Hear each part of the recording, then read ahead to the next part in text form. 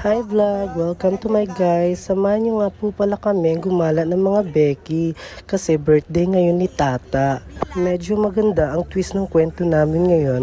Basta ikukwento ko na lang sa inyo habang on the way kami. Kakababa lang namin yan at excited na nga kami kumayat kasi akala namin bukas ang Samgyup. At ayan, inakyat na nga po namin ang legendary Samgyup pero ang totoo pala niyan, sarado pala siya now.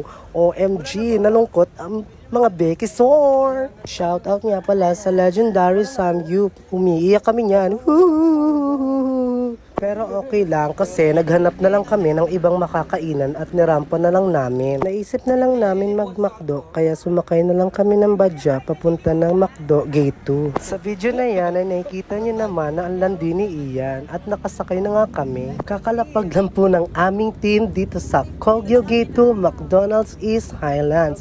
Kaya ito po mga Becky, rampa ng rampa at feeling maganda. Ang ganda nga pala ng brunch nila dito guys, kaya punta rin kayo. So ayun na nga, naka-order na nga mga Becky, kaya waiting na lang. In fairness, maselya si Tutong. Happy birthday sa'yo ta!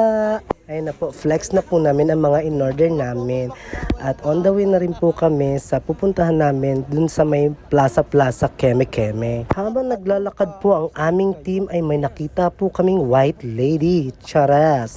Kinakabahan pa nga kami kasi baka paalisin kami ng guardian pero wala namang guard.